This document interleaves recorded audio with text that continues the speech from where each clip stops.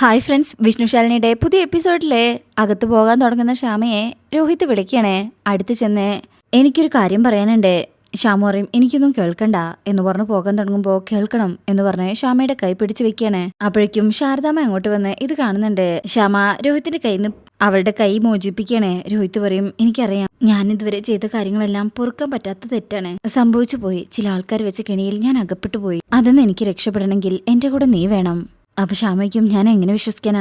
രോഹിത് ഇതിനു മുന്നേയും ഇങ്ങനെയുള്ള വാക്കുകൾ പറഞ്ഞിട്ടുള്ളതല്ലേ? രോഹിത് പറയും ഇത് അങ്ങനെയല്ല, മനസ്സ് തട്ടി പറയുന്നത് തന്നെയാ. ഇന്നിപ്പോ അവിചാരിതമായിട്ടാണ് ഇങ്ങോട്ട് വന്നതെങ്കിലും ഞാൻ നിന്നെ വന്ന് കണ്ട് സംസാരിക്കാൻ തന്നെ ഇരിക്കായിരുന്നു. വിശ്വസിക്കാൻ പറ്റുമെങ്കിൽ വിശ്വസിക്കേ. അപ്പോഴും ശ്യാമ മൈൻഡ് ചെയ്യാണ്ട് അവിടുന്ന് പോകാൻ തുടങ്ങുമ്പോ ഇതെല്ലാം കേട്ട് നിൽക്കുന്ന ശാരദാമ്മ ശ്യാമയെ തടയും. ശ്യാമേ, അവനോട് എന്തെങ്കിലും മറുപടി പറഞ്ഞിട്ട് പോ. എന്ത് മറുപടി പറയാനമ്മേ? അവൻ അവന്റെ തെറ്റ് ഏറ്റു പറഞ്ഞിട്ടാ നിന്നെ വന്ന് വിളിക്കുന്നത്. അതിനർത്ഥം നല്ല രീതിയിൽ നിന്റെ കൂടെ ജീവിക്കാൻ ആഗ്രഹം ഉണ്ടെന്നാണ്. ശ്യാമയ്ക്കും ഞാനിപ്പോ എന്ത് വേണമെന്ന് അമ്മ പറയുന്നത്? ശാരദ പറയും അവൻ ഇത്രയും പറഞ്ഞ സ്ഥിതിക്ക് നീ അവന്റെ കൂടെ പോകുന്നതാ നല്ലത്. രോഹിത്തും ഇതെല്ലാം കേൾക്കുന്നുണ്ട്. ശ്യാമ മൈൻഡ് ചെയ്യാതെ ഇതിനൊരു മറുപടി പോലും പറയാതെ രോഹിത്തിനെ നോക്കിക്കൊണ്ട് അകത്തേക്ക് കയറി പോവാണ്. പിന്നീട് കാണിക്കുന്നത് ഹോസ്പിറ്റലിലാണ്. അവിടെ സുബൈർക്ക് ഡോക്ടർ നോക്കിയിട്ട് ഡിസ്ചാർജ് എഴുതാണ്. മരുന്നൊക്കെ കൃത്യമായിട്ട് കഴിക്കണം, അപ്പൊ തന്നെ ഈ അസുഖം ഭേദമാവും. പിന്നെ മുറിവ് ഉണങ്ങിയിട്ടുണ്ട്, ഇടയ്ക്ക് വന്നൊന്ന് ഡ്രസ് ചെയ്താൽ മതി എന്ന് പറഞ്ഞിട്ട് ഡോക്ടർ അവിടെ നിന്ന് പോവാണ്. അവിടെ നസീറും ഉമ്മയും എല്ലാവരും ഉണ്ട്. നൂർജഹാൻ നസീറിനെ ഇങ്ങനെ എപ്പോഴും ദേഷ്യത്തിലാണ് നോക്കുന്നത്. നസീർ പറയും ഉമ്മ ഞാൻ ബില്ല് പേ ചെയ്തിട്ട് വരാം എന്ന് പറഞ്ഞ് പോകുമ്പോൾ നൂർജഹാൻ പറയും വേണ്ട, ബില്ല് ഞാൻ കൊടുത്തോളാം. നസീറിന്റെ ഉമ്മ പറയും അതെന്താ അവൻ കൊടുത്താ? ഇനി നിന്റെ എല്ലാ കാര്യങ്ങളും അവൻ നോക്കിക്കോളും. ഉമ്മ പറഞ്ഞിട്ടല്ലോ എല്ലാം ഞാൻ നോക്കിക്കോളാം എന്ന് പറഞ്ഞ നസീർ അവിടെ നിന്ന് പോകുമ്പോ നൂർജഹാനെ അതൊട്ടും ഇഷ്ടായിട്ടില്ല. ബാപ്പച്ചി എന്ന് വിളിച്ച് അടുത്ത് വരിക. അപ്പോ നൂർജഹാന്റെ അടുത്ത് അവരുടെ ഉമ്മ ദേഷ്യപ്പെടണേ. ഇത്രയ്ക്ക് അഹങ്കാരം പാടില്ല. നിന്റെ ഉമ്മ നസീബം മരിക്കുമ്പോ നിന്നെ പൊന്നു പോലെ നോക്കണമെന്ന് പറഞ്ഞ് എന്നെ ഏൽപ്പിച്ചിട്ടാ പോയത്. അന്നേ ഞങ്ങൾക്ക് എല്ലാവർക്കും തോന്നിയ ആഗ്രഹ നിങ്ങളുടെ കല്യാണം. നസീറിനെ കൊണ്ട് നിന്നെ കെട്ടിക്കുന്നേ, അതുകൊണ്ടാ പറയുന്നത്. അവൻ പറയുന്നത് അനുസരിക്ക്. നൂറ് പറയും ഇത് കേട്ടില്ലേ പാപ്പച്ചി, എനിക്ക് ഓർമ്മയില്ലാത്ത കാലത്ത് എന്റെ പേരിൽ എന്തൊക്കെയോ പറഞ്ഞെന്ന് കരുതി ഞാൻ എന്റെ ഇഷ്ടങ്ങൾ മാറ്റി വെക്കണമെന്നുണ്ടോ? ദേ നൂറെ, സുഖമില്ലാത്ത അവസ്ഥയിലെ നിന്റെ ബാപ്പച്ചിയെ വീണിട്ടുള്ളൂ. മാമി ഇപ്പോഴും ജീവനോടെ എവിടെയുണ്ട്. ഞാൻ തീരുമാനിക്കും കാര്യങ്ങളെല്ലാം. എന്താ എന്റെ മോന് കുഴപ്പ്? കാണാൻ കുഴപ്പമില്ല, ജോലിക്ക് ജോലി. എന്താ നിന്റെ കുഴപ്പം? നൂർജഹാൻ പറയും ഈ സാഹചര്യത്തിൽ പറയേണ്ട കാര്യങ്ങളാണോ മാമി ഇതൊക്കെ? പിന്നെ ഞാനിപ്പോ പഠിക്കില്ലേ? തർക്കുത്തരം പറയുന്നോടി. ഈ ഒരവസ്ഥയിൽ കല്യാണം നടന്നാൽ നിങ്ങളുടെ കാര്യങ്ങളെല്ലാം അവൻ നോക്കിക്കോളും. ഇനി അങ്ങോട്ട് അവന്റെ സഹായം കൂടെ വേണം. അതുകൊണ്ടാണ് ഞാൻ പറയുന്നത്. ഇക്കയും കൂടെ കേൾക്കാനാ പറയുന്നത്. ഇവളെ തന്നിഷ്ടത്തിന് വിടാൻ പറ്റില്ല. വിവാഹം കഴിഞ്ഞിട്ടാണെങ്കിലും പഠിക്കാലോ. നൂറ് പറയും സ്വന്തം മോനെ പോലും 10 കഴിഞ്ഞ് പഠിക്കാൻ വിടാത്ത ആൾക്കാരാ എന്നെ കല്യാണം കഴിഞ്ഞ് എന്നെ പഠിപ്പിക്കാൻ വിടാൻ പോകുന്നത്. നൂറേ, നമ്മുടെ കുടുംബത്തിലില്ല സ്വന്തക്കാരെയും ബന്ധുക്കാരെയും ഇങ്ങനെ വെറുപ്പിക്കുന്ന നിന്നെ പോലെ ഒരു പെണ്ണ്. അല്ലെങ്കിൽ തന്നെ ആണുങ്ങൾ നിൽക്കുമ്പോ പെണ്ണുങ്ങൾ തലപൊക്കാറില്ല. എത്രയും പെട്ടെന്ന് നിങ്ങളുടെ കല്യാണം നടത്താൻ തന്നെയാ ഞാൻ തീരുമാനിച്ചിരിക്കുന്നത്. നസീറിന്റെ ബാപ്പ വരട്ടെ, വന്നാൽ ഉടൻ കല്യാണം. നൂർജഹാനെ ഇതൊന്നും താല്പര്യമില്ലാതെ അവിടെ നിൽക്കുന്നത്. ഉപ്പച്ചീട്ട നോക്കുമ്പോ സുബൈർക്ക് എല്ലാം കേട്ട് സങ്കടത്തോടു കൂടെ ഒന്നും പറയാനാവാത്ത അവിടെ കിടക്കുക. അതിനുശേഷം പിന്നീട് കാണിക്കുന്നത് കുടുംബശ്രീ വീട്ടിലാണ്. രോഹിത് ഇപ്പോഴും അവിടെ തന്നെയുണ്ട്. ശാരദാമ്മ കിച്ചണില് എന്തോ പണിയിലാണ്. കുട്ടികൾ രണ്ടുപേരും അവിടെയുണ്ട്. ഫോണിൽ ഇങ്ങനെ ഗെയിം കളിക്കുക. രാഘവേട്ടൻ ഇങ്ങനെ നോക്കുമ്പോ അച്ഛൻ കൂടുന്നോ? രാഘവേട്ടൻ പറയും ഇല്ലല്ല, ഞാനും കളിച്ചിട്ടുണ്ട്, ഫോണിലല്ലാട്ടോ, കക്ക ഉണ്ട് എന്ന് പറഞ്ഞ് പണ്ടത്തെ കാലത്തെ കാര്യങ്ങളൊക്കെ പറയണേ. അപ്പോഴായിരിക്കും അങ്ങോട്ട് വിഷ്ണു ശാലിനിയും അവരുടേതായ വണ്ടിയിലും അങ്ങോട്ട് വരുന്നത്. വേഗത്തിലാണ് അവര് വരുന്നത്. വിഷ്ണു രോഹിത്തിനെ കാണുന്നതും മുഖത്ത് നല്ല ദേഷ്യമുണ്ട്. അങ്ങനെ ആ കലിപ്പോട് കൂടിയാണ് വിഷ്ണുവും കൂടെ ശാലിനിയും അകത്തേക്ക് കയറി വരുന്നത്. ഹോട്ടലിലെത്തിയാലും രോഹിത്തിനെ അങ്ങനെ നോക്കുമ്പോൾ രോഹിത് ഇപ്പോൾ പഴയതുപോലെ ഒന്നുമല്ല. ഫസ്റ്റ് ഉണ്ടായിരുന്ന ഒരു അനിയനെ പോലെ തന്നെ അവിടെ നിൽക്കുക. രാഘവേട്ടന്റെ അടുത്ത് വന്ന് നോക്കുമ്പോൾ രാഘവേട്ടൻ ഇങ്ങനെ ചിരിച്ചു നിൽക്കും. വിഷ്ണുക്കും എന്തിനാച്ചാ ഞങ്ങളെ എങ്ങനെയിട്ട് ഓടിക്കുന്നത്? അല്ലാതെ തന്നെ 100 കൂട്ടം പ്രശ്നങ്ങളാ, അതിന്റെ ഇടയ്ക്ക് അച്ഛനിങ്ങനെ. അപ്പോഴേക്കും ഇങ്ങനെ ദേഷ്യപ്പെടുന്നത് കാണുമ്പോൾ ശാലിനി തടയാ. വിഷ്ണുട്ടാ ഇനിയിപ്പോ വഴക്കൊന്നും പറയണ്ട, അച്ഛന്റെ കാര്യം വിഷ്ണുട്ടൻ അറിയാവുന്നതല്ലേ. വിഷ്ണുട്ടൻ അച്ഛനെ കൂട്ടി ചെല്ലാൻ നോക്ക്. അങ്ങനെ വിഷ്ണു അച്ഛനെ വിളിക്കുമ്പോൾ രാഘവേട്ടൻ ശാലിനി പറയും വിഷ്ണുട്ട് അച്ഛന്റെ കൂടെ ചെല്ലേ. ശാരദാമ്മയ്ക്കും അല്ല മോനെ അച്ഛനിങ്ങനെ. വിഷ്ണു പറയാൻ തുടങ്ങുമ്പോൾ ശാലിനി പറയും അമ്മേ അതൊക്കെ ഞാൻ പറയാം, വിഷ്ണുട്ടൻ അച്ഛനെ കൂട്ടി ചെല്ലട്ടെ, അവിടെ സത്യമാം വെയിറ്റ് ചെയ്യാണ്.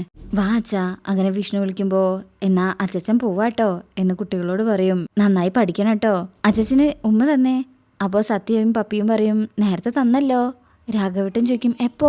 ഇത് കേൾക്കുമ്പോ അവിടെ എല്ലാവർക്കും ഭയങ്കര സങ്കടമാണ് തോന്നുന്നത് രാഘവേട്ടന്റെ ഈ അവസ്ഥ കണ്ടിട്ട്. അങ്ങനെ കുട്ടികളോട് പറയും ഇനി അച്ഛൻ ഇപ്പോഴൊന്നും വരില്ലല്ലോ, അതുകൊണ്ടാ.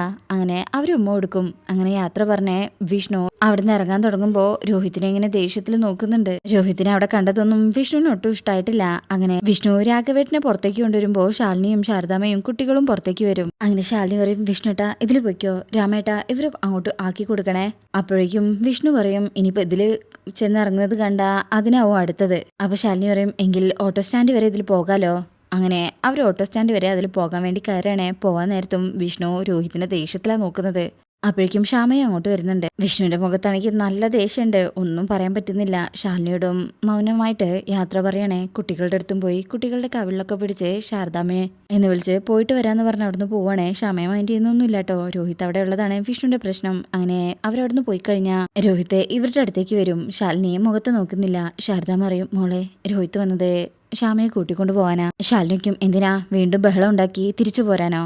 രോഹിത് പറയും, ഞാൻ വിളിച്ചുണ്ടാവും വന്നത് ഞാൻ കല്യാണം കഴിച്ച എന്റെ പെണ്ണിനെയാ. ശാലിനി പറയും, ഈ പെണ്ണ് തന്നെയാണ് ഭർത്താവിന്റെ ഉപദ്രവം സഹിക്കാൻ പറ്റുന്നില്ലെന്ന് പറഞ്ഞ് രാത്രി ഫോൺ വിളിച്ച് കരയുന്നത്. രോഹിത് പറയും, അവൾ എന്റെ ഭാര്യയാണ്. ഭാര്യയും ഭർത്താവും ആവുമ്പോ എന്തെങ്കിലും തട്ടലും മുട്ടലും ചെറിയ ബഹളമൊക്കെ ഉണ്ടാകും. അതൊക്കെ അങ്ങനെ കഴിയുന്നവർക്ക് മനസ്സിലാകും. ശാലിനി പറയും, ക്ഷമേ കേട്ടല്ലോ, ഇനി നിങ്ങളുടെ കാര്യത്തിൽ ഞാൻ ഇടപെടുന്നത് ദാമ്പത്യ ജീവിതം എന്താണെന്ന് ഞാൻ മനസ്സിലാക്കിയ ശേഷമേ ഉണ്ടാവൂ. ഇനി നിന്റെ ജീവിതം നിന്റെ കയ്യിലാണ്, മറ്റൊന്നും എനിക്ക് പറയാനില്ല എന്ന് പറഞ്ഞ് പോകാൻ തുടങ്ങുമ്പോൾ രോഹിത് പറയും, കൊണ്ടുപോകുന്നത് അധികാരവും അവകാശവും ഉള്ള ആള് തന്നെയാണ്. അതിലാരും വേദനിച്ചിട്ട് കാര്യമില്ല. മോളെ നമുക്ക് നമ്മുടെ വീട്ടിൽ പോവാം. പാപ്പി പറയും, ഇല്ല ഞാൻ വരില്ല എന്ന് പറഞ്ഞ് ശാലിനിയെ കെട്ടിപ്പിടിക്കാം. ചേച്ചിയമ്മേ എന്നെ പറഞ്ഞു വിടല്ലേ ചേച്ചിയമ്മേ, എന്നെ പറഞ്ഞു വിടല്ലേ ചേച്ചിയമ്മേ, ഞാൻ ഇവിടെ നിന്നോളാം എന്ന് പറഞ്ഞിങ്ങനെ കരയുമ്പോ ശാലിനിക്ക് ഒന്നും പറയാനാവുന്നില്ല. രോഹിത് ശാലിനിയെ നോക്കും. അപ്പോ ശാരദാമ്മ പറയും, മോനെ ഇപ്പൊ നീ ശ്യാമയെ കൂട്ടിപ്പോ. പപ്പി മോളെ ഞാൻ സാവകാശം കാര്യങ്ങൾ പറഞ്ഞ് മനസ്സിലാക്കാം. കുഞ്ഞുങ്ങളല്ലേ, മനസ്സിൽ പതിഞ്ഞത് പെട്ടെന്ന് ആയില്ല. ചേച്ചിയമ്മേ എന്നെ കൊണ്ടുപോയില്ലെന്ന് പറ, ഞാൻ ഇവിടെ നിന്നോളാം ചേച്ചിയമ്മേ, പറ ചേച്ചിയമ്മേ എന്ന് പറയുമ്പോഴും ശാലിനിക്കൊന്നും പറയാൻ പറ്റുന്നില്ല. സങ്കടത്തിൽ ഇങ്ങനെ മോളെ ചേർത്ത് പിടിക്കുക. അപ്പോഴും രോഹിത് ഒന്നും പറയാതെ ഇങ്ങനെ അവരെ നോക്കുകയാണേ. ഈ സമയം ശ്യാമ പറയും, രോഹിത്തെ ഞാൻ വരാം, പപ്പിയെ നമുക്ക് പിന്നെ കൊണ്ടുപോവാം. അപ്പൊ രോഹിത് അതിന് എതിർത്തൊന്നും പറയാതെ അവിടുന്ന് നടക്കണേ. അങ്ങനെ ശാരദാമ്മ പറയും, ചെല്ലേ. അങ്ങനെ ശാലിനിയെ നോക്കി ശ്യാമയും അവിടുന്ന് പോവാ. ശ്യാമ നടന്നേ രോഹിത്തിനോടൊപ്പം ചേർന്ന് നടക്കണേ. അവര് പോകുന്നത് ഇങ്ങനെ നോക്കി നിൽക്കും. ശാലിനി രണ്ടു മക്കളെയും ചേർത്ത് പിടിക്കണേ.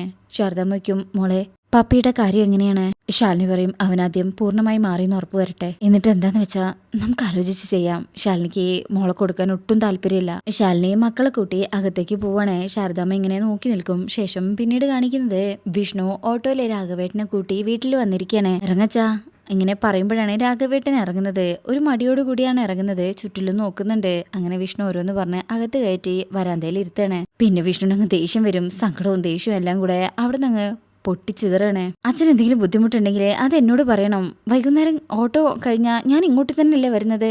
അമ്മയോട് എന്തെങ്കിലും വഴക്കിട്ടിട്ട് വീട് വിട്ട് പോവാണോ വേണ്ടത്? അത് എന്റെ മോൻ ക്ഷമിക്ക്, അച്ഛനെന്തോ ഓർമ്മയില്ലാതെ. മോൻ ക്ഷമിക്ക്, അച്ഛന് തെറ്റുപറ്റിയതാടാ. അച്ഛന്റെ ഈ ഒരു സംസാരം കൂടെ കേൾക്കുമ്പോൾ വിഷ്ണു ഒന്നുകൂടെ സങ്കടാവും. അച്ഛൻ വിഷമിക്കാൻ വേണ്ടി പറഞ്ഞതല്ല, അച്ഛനെ അന്വേഷിച്ച് നടക്കാനുള്ള ബുദ്ധിമുട്ടുകൊണ്ടുമല്ല, എവിടെയെന്ന് അറിയുന്നത് വരെ ഉണ്ടാവുന്നൊരു ടെൻഷൻ ഉണ്ടല്ലോ, അതുകൊണ്ടാ.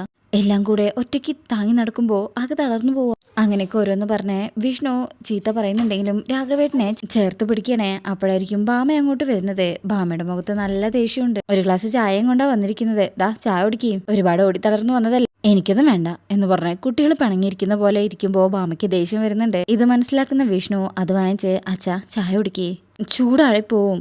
അപ്പോഴും മൈൻഡ് ചെയ്യാതിരിക്കുമ്പോൾ, അച്ഛനോട് കുടിക്കാനല്ലേ പറഞ്ഞത് എന്നൊന്നും ചെറുതായി കടുപ്പിച്ച് പറയുമ്പോഴേക്കും രാഘവേട്ടൻ പേടിച്ചു പോവും. വേഗം അത് വാങ്ങിക്കും, ചൂടുണ്ട്. അങ്ങനെ വാങ്ങിച്ചു കുടിക്കാൻ തുടങ്ങുമ്പോൾ വിഷ്ണുവിനങ്ങ് നിയന്ത്രണം വിട്ടുപോണേ. എന്തൊരു ജീവിതം ഇത്, നാടായ നാട് മൊത്തം ഓടി ഇവിടെ വരുമ്പോ ഇവിടുത്തെ ഓട്ടം. എനിക്ക് വയ്യ, ഞാനൊരു മനുഷ്യനല്ലേ, എല്ലാരും കൂടി എന്നെ ഭ്രാന്ത് പിടിപ്പിക്കരുത്, മനസ്സിലായല്ലോ എന്ന് പറഞ്ഞ് സങ്കടത്തില് കരഞ്ഞുകൊണ്ടാ വിഷ്ണു അകത്തേക്ക് പോകുന്നത്. ആ വിഷ്ണു പോയി കഴിഞ്ഞാൽ ഭാമ ഒന്ന് കൂളായിട്ട് രാഘവേട്ടനോട് പറയും, ഞാൻ ഇങ്ങനെയൊക്കെ പറയുന്നത് രാഘവേട്ടനെ ഇഷ്ടമല്ലാഞ്ഞിട്ടോ വെറുപ്പുണ്ടായിട്ടോ അല്ല, ഇനി അങ്ങനെയൊക്കെ ചെയ്യാതിരിക്കാൻ വേണ്ടിയിട്ടാ. പിന്നെ ഞാൻ പറയുന്നതൊക്കെ മനസ്സിൽ തട്ടിയിട്ടല്ല, ഉള്ളിൽ ദേഷ്യം വെക്കാൻ അറിയില്ല. പിന്നെ എന്തിനാ എന്നോട് ദേഷ്യപ്പെട്ട് ഇറങ്ങിപ്പോയത്? ഇതൊക്കെ വിഷ്ണു അങ്ങനെ അപ്പുറത്തുനിന്ന് കേൾക്കുന്നുണ്ട്. രാഘവേട്ടൻ പറയും, ഭാമേ എനിക്ക് ദേഷ്യമൊന്നുമില്ല, ഉണ്ടെങ്കിലും അത് എന്നോട് മാത്രാ. അത് കേൾക്കുമ്പോൾ വിഷ്ണുവിന് സങ്കടാവും. രാഘവേട്ടൻ ഒരു കാര്യം മനസ്സിലാക്കണം, രാഘവേട്ടനോടൊപ്പം ജീവിതം തുടങ്ങിയ അതേ അവസ്ഥയിലാ ഇപ്പോഴും ഞാൻ നിൽക്കുന്നത്. ആകെയുള്ളൊരു തുണ രാഘവേട്ടൻ മാത്രം, ആകെയുള്ളൊരു ആശ്രയവും രാഘവേട്ടൻ തന്നെയാ. മക്കൾക്കെല്ലാം ഓരോ അവകാശികളുണ്ട്. അന്നും ഇന്നും എനിക്ക് രാഘവേട്ടൻ മാത്രമേ ഉള്ളൂ. ജീവിതത്തിന് താങ്ങും തണലും തരുന്ന, ജീവിക്കാൻ പ്രേരണ തരുന്ന ഒരേ ഒരാള് രാഘവേട്ടൻ മാത്രം. ആ രാഘവേട്ടൻ എന്നിൽ നിന്ന് അകന്നു പോവാന്നൊക്കെ അറിയുമ്പോ എനിക്ക് സങ്കടം ഉണ്ടാവാതിരിക്കോ? പറ, എനിക്ക് സങ്കടം ഉണ്ടാവാതിരിക്കോ എന്ന് പറഞ്ഞ് ഭാമ കരഞ്ഞോണ്ട് രാഘവേട്ടന്റെ തോളില് കൈവച്ച് സംസാരിക്കുക. ഇങ്ങനെ ഇറങ്ങി പോകുമ്പോ നിങ്ങൾക്ക് എന്തെങ്കിലും പറ്റിയാ പിന്നെ ഞാൻ ജീവിച്ചിരുന്നിട്ട് കാര്യമുണ്ടോ? അപ്പൊ രാഘവേട്ടനും വിഷ്ണുവിനും സങ്കടാവും. ഭാമേ, ഞാനൊന്നും വേദനിപ്പിക്കാൻ വേണ്ടി ചെയ്യുന്നതല്ല, എന്തൊക്കെയോ പെട്ടെന്ന് തോന്നാണ്. ആ തോന്നല്ലേ ഞാൻ എന്തൊക്കെയോ ചെയ്തു പോകുന്നതാ. എനിക്ക് എന്നെ തന്നെ പിടിച്ചു നിർത്താൻ കഴിയാതായിരിക്കുക. എനിക്ക് എന്നെ തന്നെ നിയന്ത്രിക്കാൻ പറ്റാത്തൊരവസ്ഥയിലേക്ക് പോയിക്കൊണ്ടിരിക്കുകയാണോന്ന് ഇപ്പൊ എനിക്ക് തന്നെ തോന്നി തുടങ്ങിയിരിക്കുക. മരണം നമുക്ക് അടുത്തെത്തുമ്പോ ചുറ്റിലും മൺചുവരുകളെ നമ്മളുടെ അടുത്ത് ചേരുമെന്ന് പറഞ്ഞു കേട്ടിട്ടില്ലേ? അതുപോലെ എനിക്ക് മുന്നിൽ ഇപ്പൊ നിൽക്കുന്നത് നമ്മൾ നഷ്ടപ്പെടുത്തിയ ജീവിതവും ജീവിത സാഹചര്യങ്ങളുമാ. അതിലേറെ വേദനിപ്പിക്കുന്നതേ നമ്മുടെ ആ പഴയ വീടാ. ജീവിതത്തിൽ ഒരു മനുഷ്യൻ ഏറ്റവും കൂടുതൽ വേദനപ്പെടുന്നത് എപ്പോഴാണെന്നറിയാം? താനൊരു പരാജയമാണെന്ന് സ്വയം മനസ്സിലാക്കുന്ന നിമിഷ. തന്റെ കഴിവുകേട് കൊണ്ട് സ്വയം നഷ്ടപ്പെടുത്തിയതാ ഇതെല്ലാന്ന് ബോധ്യപ്പെടുന്ന സമയത്താ. പിന്നെ എങ്ങനെയാ ഞാനൊരു ഭ്രാന്തനെ പോലെ ഇങ്ങനെ അലയാതിരിക്കുക, സങ്കടപ്പെടാതിരിക്കുക? ഇങ്ങനെയുള്ള സംസാരം ഭാമയെ ഒരുപാട് വേദനിപ്പിക്കുന്നുണ്ട്. ഭാമ ഇപ്പൊ ഇങ്ങനെ അവിടെ ഇരുന്ന് കരയാണേ. ഇത് കേൾക്കുന്ന വിഷ്ണുവും സങ്കടത്തോടു കൂടെ നിൽക്കുന്നത് കാണിച്ചിട്ടാ ഈ ഭാഗം കഴിയുന്നത്. അപ്പോ ഇന്നത്തെ റിവ്യൂ ഇഷ്ടപ്പെട്ടിട്ടുണ്ടെങ്കിൽ ചാനൽ എല്ലാവരും ഒന്ന് ലൈക്ക് ചെയ്ത് സബ്സ്ക്രൈബ് ചെയ്ത് സപ്പോർട്ട് ചെയ്തേക്കണേ. താങ്ക്